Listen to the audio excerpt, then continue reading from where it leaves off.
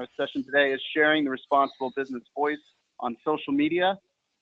My name is Ryan Rabac. I'm the manager of digital marketing here at the American Sustainable Business Council. I'll be hosting our panel of experts today on social media, and I'm so glad that they were able to join us this afternoon. Here's a quick overview.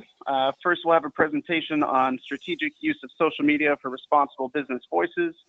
That'll be from Pat Heffernan, President of Marketing Partners, Inc., and an ASBC board member. After that, we'll hear about communicating CSR through social media from Kevin Maley, Managing Supervisor at Vox Global, and Maggie Kinnealey, also Managing Supervisor at Vox Global. After that, I'll wrap up with some content, platform, and tools, and then we'll take your questions. So first off, it's my pleasure to pass the torch over to Pat Heffernan, and we'll get started. Pat?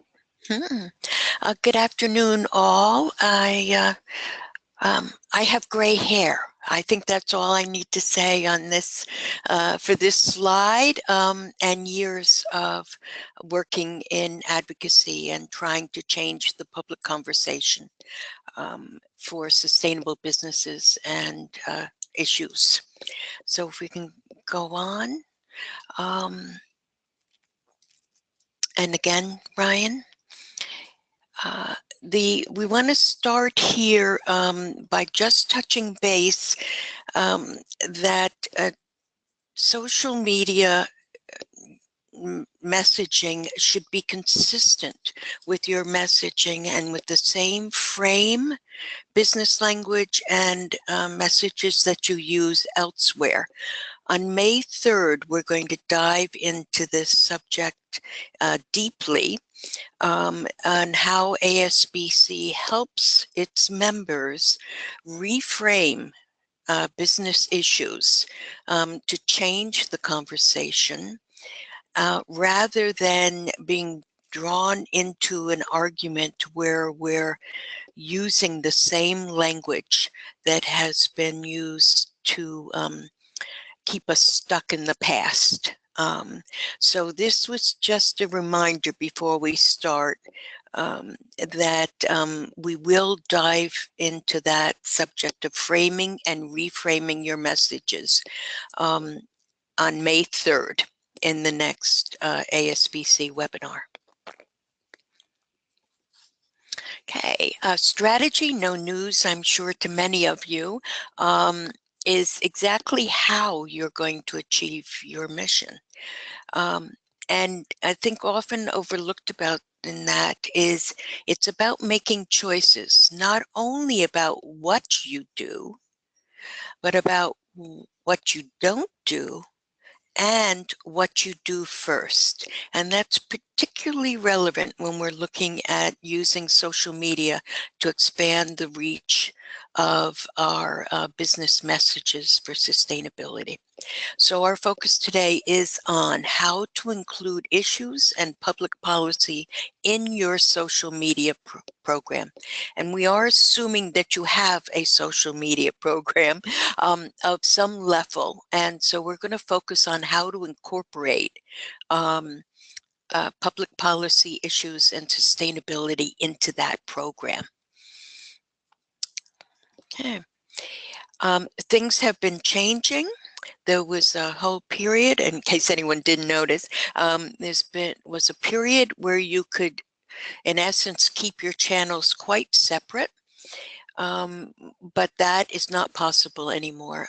Your vision, your values, and your voice need to be consistent across channels. There was also a time when that was important in a consumer and business to consumer sectors, but not less so in business to business. That also has changed. Two recent examples I think many people would be familiar with is the Women's March, which brought many businesses that had never before been involved publicly in an issue, and specifically in an issue that was live and active on social media, brought them out of the woodwork. It's a very visible phenomenon.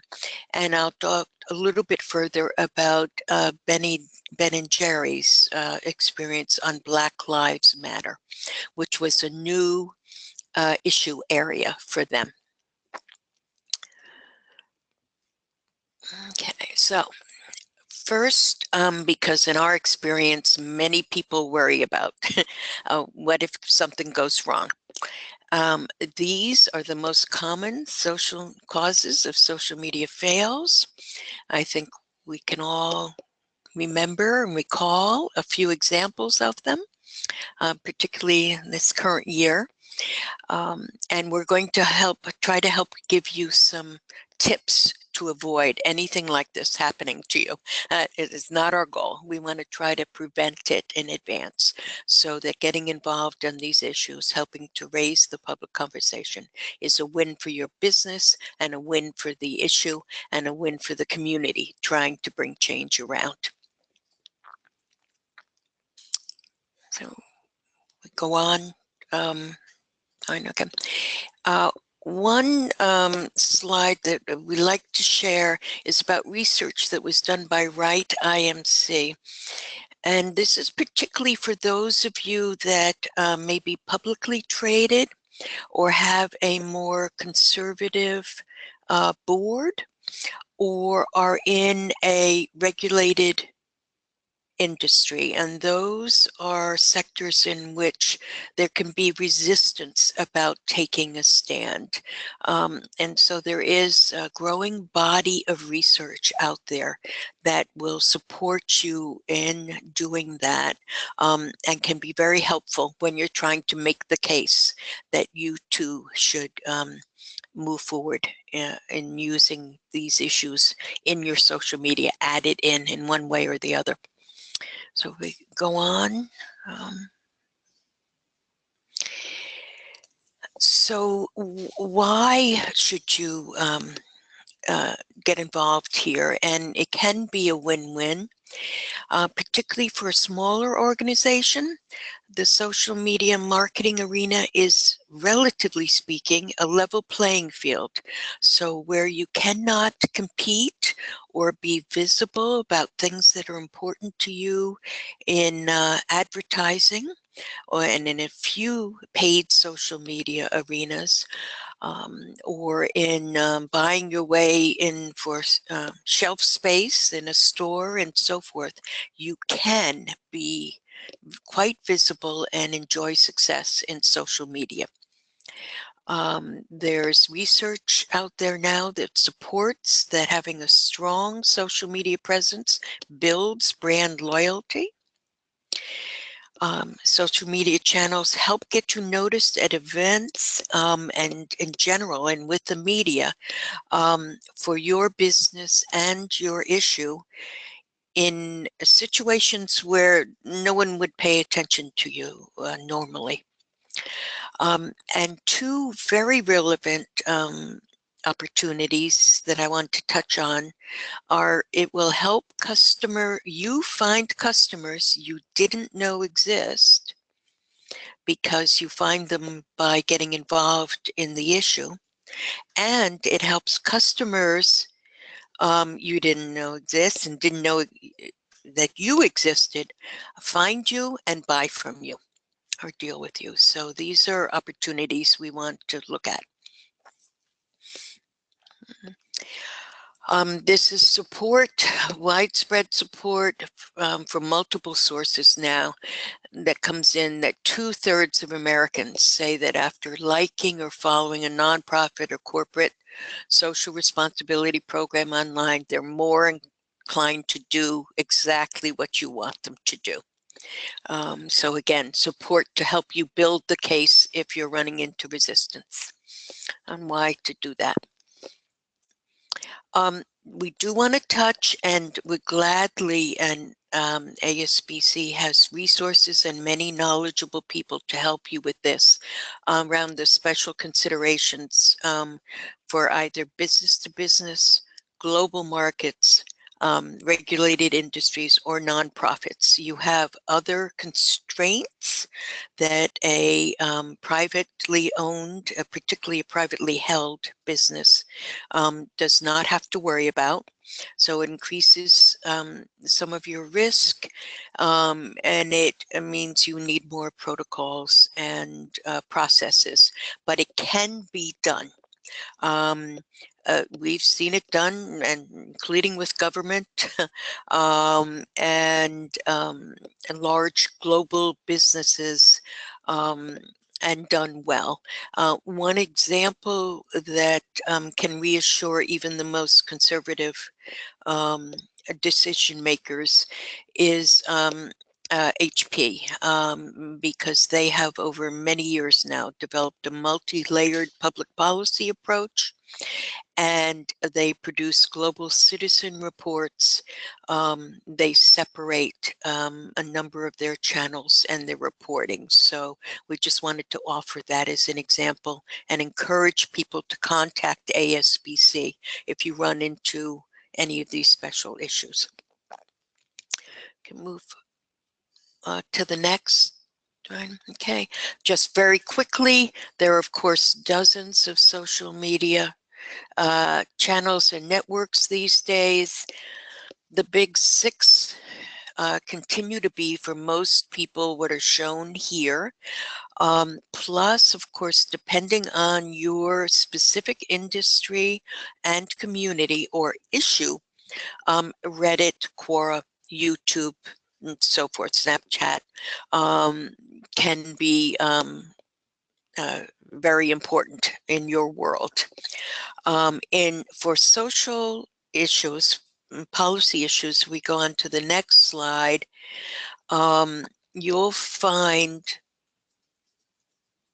go on to next, Ryan. Okay. You'll find the most policy and issue conversations are happening on these four networks. Instagram has a lot of activity and visuals, but it's and many hashtags. We'll touch on that, but it's not. It's difficult to get links back, and you can't have text to support your issue. And since they may be complex, you get less depth there. LinkedIn has a lot of sharing of particularly research reports, longer form in some of its publishing channels, but you don't get extended conversation. So the others offer more opportunities, and as we'll touch on in the next slides, you want to pick where, if we go next, Ryan, you want to go where your audience already is, where you're most comfortable and your brand is visible, and where the issue is being discussed, at least to start. Then you can add and branch out. You need multiple channels these days. Most consumers and as well as businesses and nonprofits are very active on more than 2 networks. I want to quickly just touch on 2 secret weapons. I call them secret weapons: Twitter lists and hashtags and keywords. And if we can hold here a moment, Ryan, the next one's okay to hold on.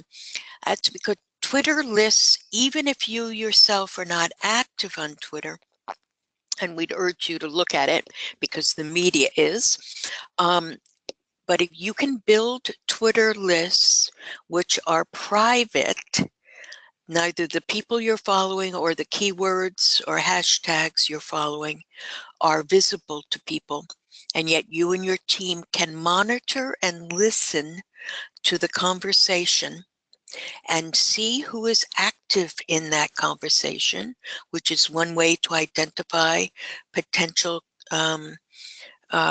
customers and advocates for your issue. And that can all be done, as I say, privately. It need not be a visible part of the conversation. and it is the only network that offers you that. Google Plus does have some communities that are restricted, but it is not possible to privately see everything. Here we're showing them in the form of hashtags, and some of the networks, and of course on Google, they act as keywords as well. And this is your second secret weapon, because you can research these and again see who is active in the conversation, see how it is being used. And because on Twitter as well as in Google now, you can click on a hashtag. So if we click on sustainability is a good one. If you click on that in Twitter, you get a research results that gives you the current live conversation, and it can be archived. So that is the way that potential customers or issue advocates can find you. So they may not have known that you existed at all, but they are following the keyword sustainability, and they click on it, and they then discover that you are active and engaged and bold and know your stuff, and you are now in their community, and they want to find out more. And so that's how it works on both ways, and that's why we say the combination of Twitter lists and hashtags, keywords are a secret weapon. This is a screenshot of keywords and hashtags that ASBC and its members are active in. And so we share those with you. And Ryan, I believe I'm correct that the slides will be available afterwards for folks Yes, to we have will. this. Okay, thank you. And then we go on to the next slide. I just pulled 3 quick examples. This is actually an Instagram post by, and actually we seem to have lost the name of the poster. It is a DC woman-owned business in a jewelry business in DC that had never before been active until they were active and used the hashtag for the Women's March this January. And if we go on to the next slide. This is, so the first one, they had not been active in social issues before the Women's March, but it was a natural match that no one was perhaps going to question why they were involved. A woman-owned business whose customer base is primarily women, it became engaged on a subject, on an issue around women's equity and women's voices being heard. The second issue is less intuitive. The company's Ben & Jerry's, of course, well known for their social activism, but they went through last year examining internally where they stood and how their values interacted with the Black Lives Matter issue. And they concluded that they needed to be involved. It was seen as a departure from things they have been involved in the past. They did receive criticism for it, some harsh, and that is something that happens out there, primarily on Facebook, which is where it primarily happens. They received the criticism from families of police officers. But they proceeded. They wrote the blog post on their left, which is on their website. They've said it is the best performing blog post they've ever had, over 500,000 page views in a very short time.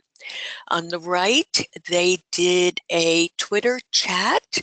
They partnered with Symantec, Net Impact, and Triple Pundit. Triple Pundit organized it. It had a very good response and a wide participation. The one post announcing it and their blog post was retweeted 63,000 times, which was 6 times more than any of their retweets, even for the most popular new flavors, or any of their sustainability and 1% for peace tweets had ever had. And they reached 2.7 million people on Facebook with their posts. So this is an example of getting involved in an issue where the connection to the company is less clear, but it is, you strongly believe it is important. And I would actually urge everyone to read their Black Lives Matter post. It is one of the best I have seen on the subject as to why we all should be involved in that subject. And then if we go to the next, another example of actually, this is a common one. This is on Pinterest, where one of the most popular subjects and tags is sustainability and climate.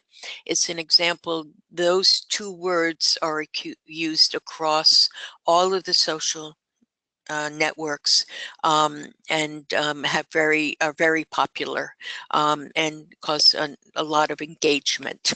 And ASBC, of course, is very active on those. And I'll let Ryan tell you towards the end what's coming up next on that.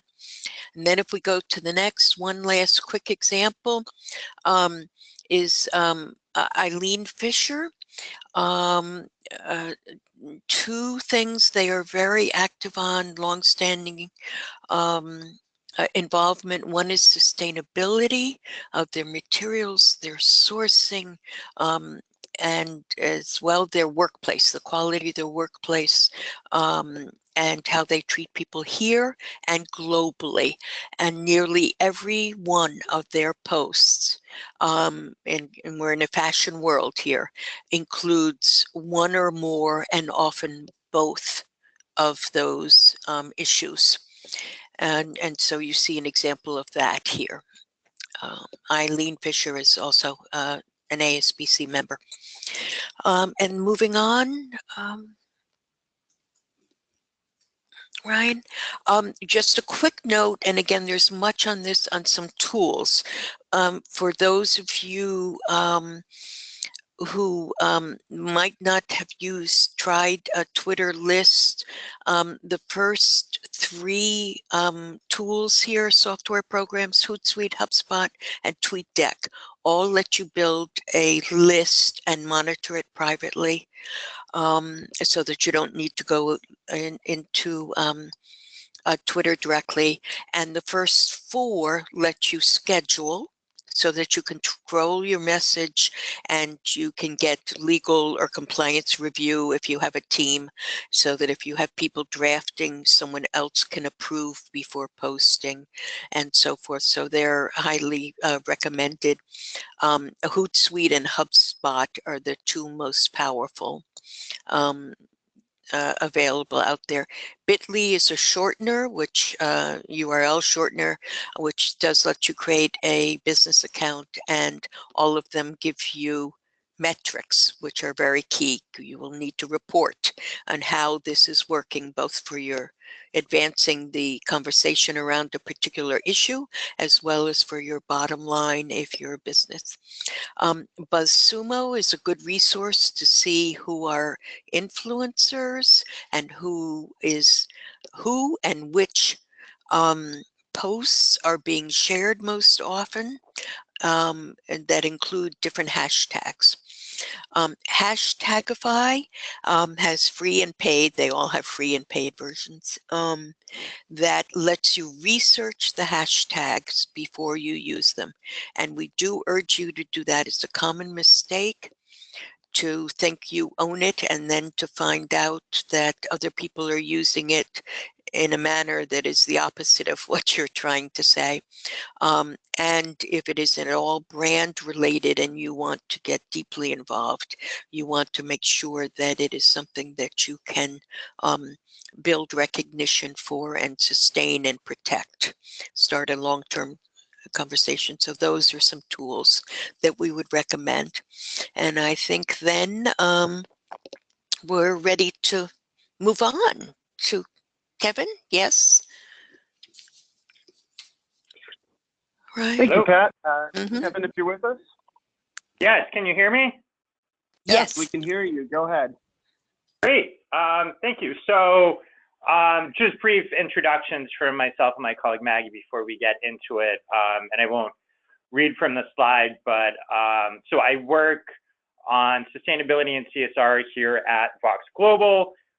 We work with companies and different organizations on a variety of communications, but heavily focused on CSR and really helping different companies and orgs really reach out to their stakeholders and communicate their sustainability messages. And social media is one of the key ways of doing that. And before joining Vox, I was at Series up in Boston, so did a lot of work from the nonprofit side with companies on sustainability issues. So sort of got very well versed in that. And then I'll throw it to my colleague Maggie, who I think is on the next slide. Hi, everybody. This is Maggie. Thanks for coordinating this, Ryan. We're really excited to be here. I'm also a managing supervisor at Vox. Work really closely with Kevin on a number of different accounts. I've been here for going on 2 years, and prior to that, worked in a pretty straightforward PR role. So a lot of just your traditional earned media, reach, client strategy, things like that for more consumer goods, and definitely did some CSR work within that space. But have really had a great time here with Kevin at Vox and doing some work that we're going to talk about today. Great. So we thought we could focus on just a few case studies on some of the work that we've done with a few companies on utilizing social media to reach out to stakeholders and communicate their messages. So this first one is with Bank of America, and Bank of America had a very broad commitment that they wanted to focus on communicating in a lot of different pieces. And so a few years ago, actually 10 years ago, the bank began this commitment to environmental finance, where they pledged a certain amount of money. It's now up to $125 billion that they are going to direct to sort of low carbon sustainable business activities. And then there's a lot of different supportive pieces of how they're doing that. And so they were looking to find ways, including social media, on how they communicate that message. And so we worked with them to find really a wide variety of options and avenues for how to identify their audiences and reach them through social media. So I think Maggie is going to highlight a few of those ways. Yeah. So as Kevin mentioned, they have this really large environmental finance commitment, and it's become a really big part of the business over the last 10 years. So as that has kind of grown and evolved, we've been tasked with communicating that commitment to a number of different groups. So that could be clients or employees or nonprofit partners, other stakeholders, general consumers. So it was really on Vox to kind of develop and to continue to develop a social media plan that kind of took what can sometimes be a wonky concept and distill that down into, you know, sizable, digestible bits of information that still tell that narrative and still do justice to the work that the bank is doing. So what you see on this slide here is an example of what we did for last Earth Day. And I'm sure those of you on the call know that Earth Day is coming up again on Saturday, so we'll have more social, follow along. But this is just a snapshot of what we did. So there are obviously a number of, I guess, what we call vanity holidays, which sounds like an unsavory name, but it's just your Earth Day, your World Water Day, and all those holidays and days of the year where we kind of have a right to play and a right to talk about what we're doing. So Earth Day being one of the biggest ones. You know, probably 1 to 2 months leading in, our team takes a step back and says, what do we have going on around that time of year that we can amplify? What do we want to make sure we're communicating around Earth Day?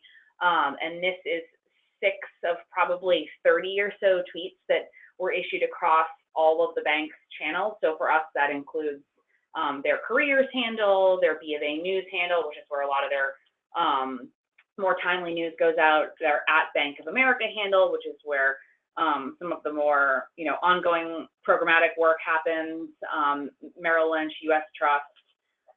So there are a few snapshots on here. We do a lot of motion graphics for Bank of America specifically. We've found that really helps distill a sometimes confusing message into something easy to understand. So they're not moving on the screen, but there are definitely a number of moving graphics if anybody wants to check out the handles, and I'm sure Kevin and I can share some direct links to a few examples. But those first two on the left side of the screen are both motion graphics. That one on the top right is actually about our operational goals. Oh, I'm sorry, that one is about an employee program called My Environment that the bank has been running for, I think, close to 5 or 6 years. Yeah, close to 5 years now. So, and we pulled some of the work they do that pertains to Earth Day. We also used some reports that the Merrill team put out around Earth Day, pulled some stats from there and created graphics and tweets around that. You can see that we encourage employees to wear green to celebrate Earth Day, so we wanted to include some real life stills of those kinds of things. So this is just a quick snapshot, but there was a lot of content like this that was put out probably the week leading up to Earth Day, with the real volume coming in the day before and the day of. This year is on a Saturday, which poses some interesting challenges, but we'll still have the same sort of cadence. And then on the right side of the screen, this is just an example of some of the work that we did and put out around COP21 and COP22, but we use LinkedIn pretty frequently to share more long-form content from executives and to get their opinion out there. And what we can't share in 140 characters, we can take into more longer form on LinkedIn. Another thing I think it's really important to call out that we do quite a bit is leveraging of our partners. The bank does quite a bit of work with organizations like the Nature Conservancy and Solar City and their Give Power Foundation, water.org, and groups like that, it's important to remember, have a ton of really good, strong content at their disposal. So just this past month for World Water Day, we did an Instagram story with water.org, which performed really well. It was one of the first probably 5 Instagram stories that Bank of America had tested out. There were 9 images in the story, which is a lot. I think we figured out that we'd probably like to keep it to 5 or 6 because that's where the drop off tends to come after people have seen, 5 or so images. But for just being one of the first ones that we've done, it performed really well. So that kind of content, those really visually impactful images that help tell a story, and it's not all the chest beating of what the bank is doing all day long. It helps just sort of further amplify the work that we're doing. Yeah, and just to build on a few things that Maggie was saying, we find that it's really important to use the metrics that are available on social media to kind of build a baseline for what is success, how do you measure success, how do you kind of compare things year over year or event over event. So on something like Twitter, you can track the likes and the retweets and the people just replying and commenting, and a lot of that might seem kind of who cares who's liking or tweeting different things, but we find that it starts to get a little useful because you can sort out, okay, who Maggie mentioned that list of influencers. We have lists of influencers that we can look at, this organization that we work with, or this person who we find is really important in the sustainability space has liked or retweeted this. And so there's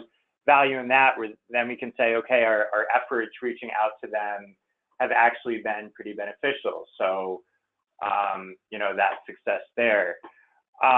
Another thing that I wanted to kind of reiterate that Maggie was talking about was the usefulness in the GIFs on breaking down those hard concepts. So Maggie talked about the My Environment breakdown. We also have the GIF on the upper right, the upper left hand for green bonds. we were kind of tackling with how do we talk about this concept of green bonds, which are bonds that are, the proceeds are directed to environmental projects.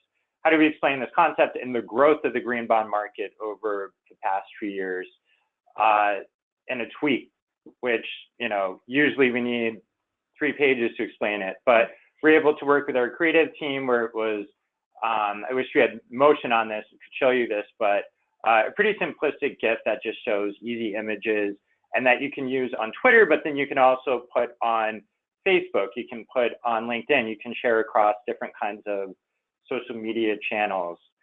And then the last thing that I just kind of wanted to reiterate was the value in having, I guess what you might call the influencers within your own organization or your own company.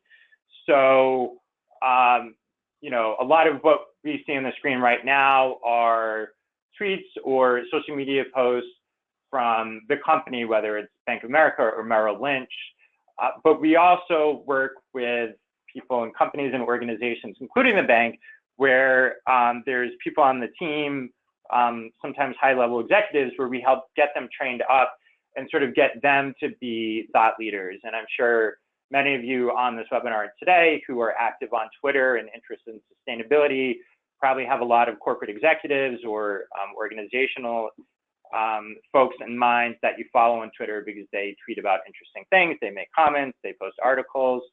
So we try to raise the profile of the people that we're working with. And that's one thing that you'll see on the right on the LinkedIn post, directly going through an individual as opposed to just the company. So we found that's a value. And then it helps kind of increase buy-in for social media within the company because then the executives start to have fun with it. Ideally. Yeah. So I think that's Bank of America. Yeah. Yeah. And so Ryan, if you want to move to the next case study. So this was a bit more of a narrow focus. We wanted to contrast the bank example where we're talking about a very broad commitment that we wanted to focus on communicating in a lot of different ways and had a lot of individual pieces. By contrast, this is a campaign that we undertook with AT&T on something called PVSA, which is the President's Volunteer Service Award. And it was a specific time-bound campaign where we worked over a few weeks to kind of highlight the different, and it was, I should say, National Volunteer Month, to highlight a lot of the different volunteering that AT&T employees are doing, because that's something that the company really values as part of its social sustainability commitment and is really big on promoting. It asks employees to log their volunteer hours and kind of post and talk about how they're volunteering and giving back to the community. And so we had to think about, okay, we've got this one specific campaign over a specific time period. How do we kind of make use of that? And I should say for this one, with Bank of America, the audience was kind of everyone outside the bank, with some internal audience in mind. With this AT&T campaign, the audience is mainly the employees themselves. We wanted to figure out how to reach them through social media and how to engage with them on sustainability through social media. And as you can see here on the left, we've got tweets, on the right, we've got Instagram. A lot of those posts would link to this Medium post, which is in the middle, which is more of a long form, kind of like LinkedIn, talking about you know, PVSA and the commitments that AT&T employees are making and how we're reaching them.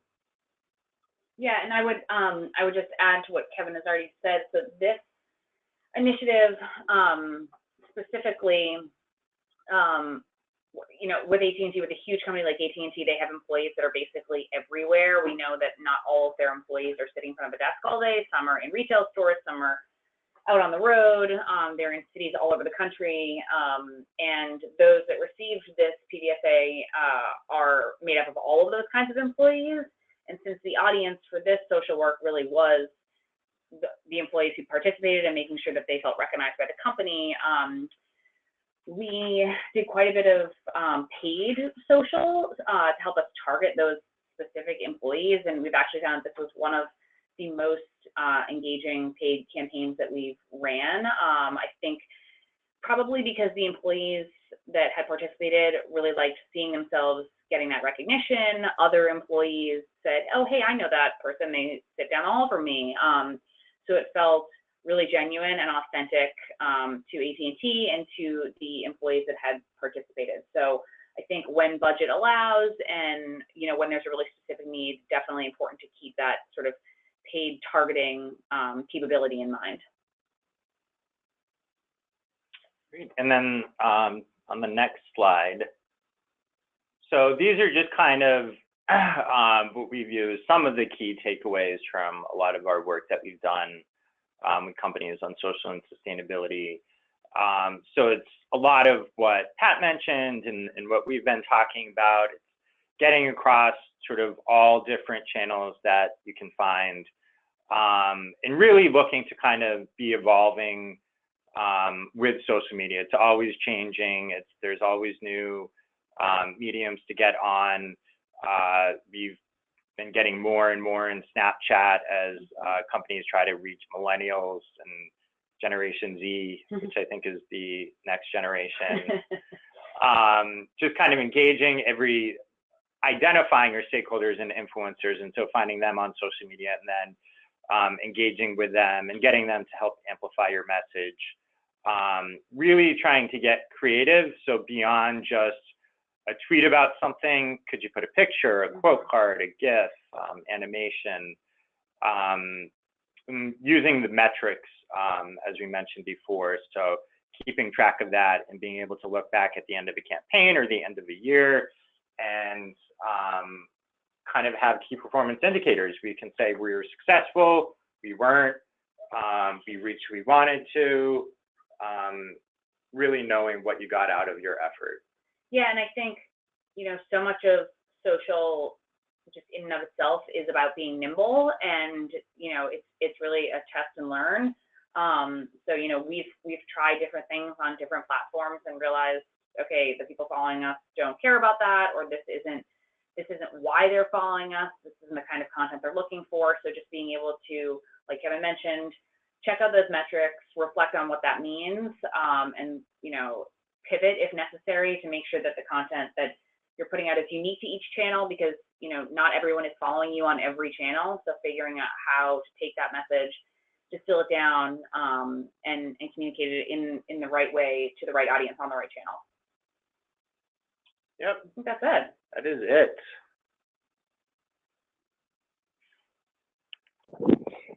All right, thank you so much, Kevin and Maggie. I'm going to cover just a few things as we wrap up, but if anyone on the line or on the computer has any questions, feel free to submit those through the Ask a Question feature or raise your hand, and we'll try to address those at the end.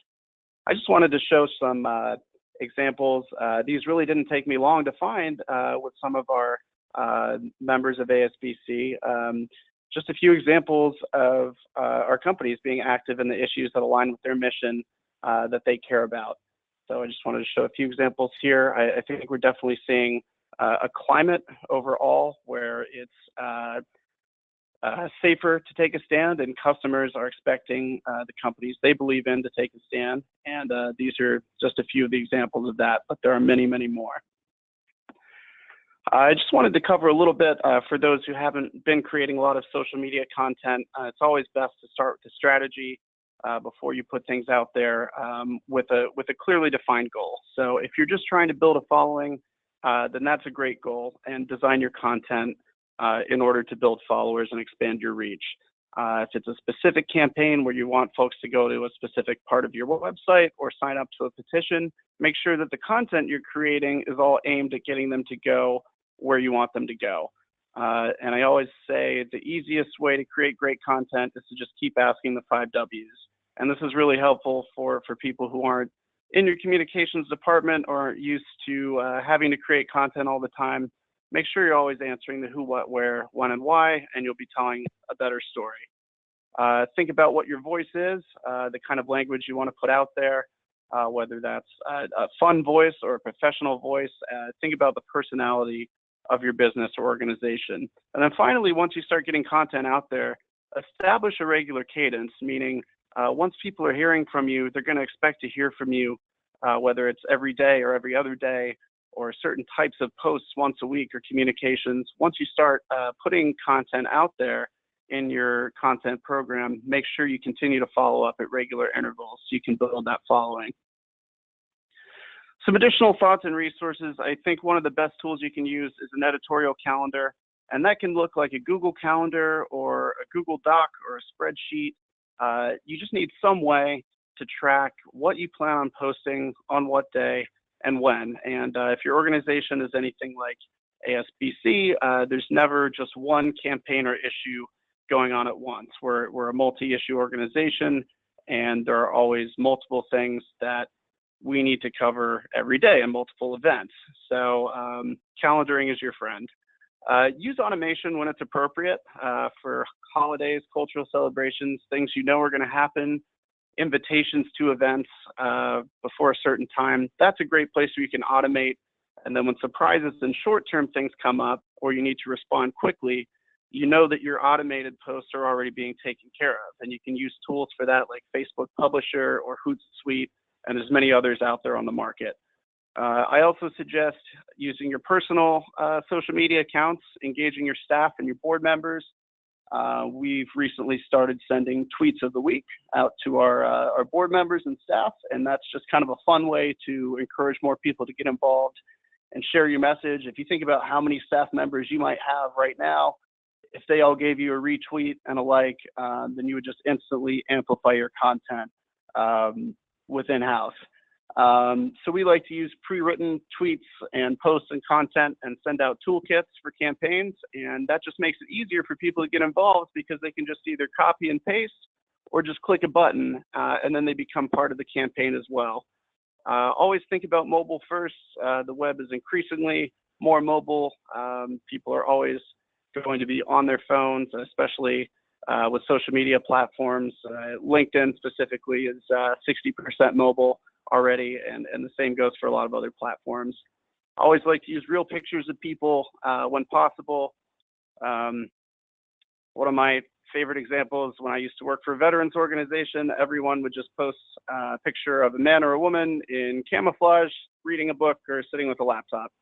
And it was just very obviously a stock photo. We know resources are limited, so whenever possible, try to use real pictures of real people, but we know that's not always the case. When on Facebook, Twitter, or Instagram, try to upload video directly to those platforms, and they're going to favor it more and the content will perform better. If you have a strategy and you think live video streaming will work for your company or organization, then I definitely recommend giving that a try. And then finally, as the other presenters have said today, always be looking at your results and learn from those and see if the results of your content match the strategy that you started with. And if not, then it's all just an experiment. You go back and you try again and you refine.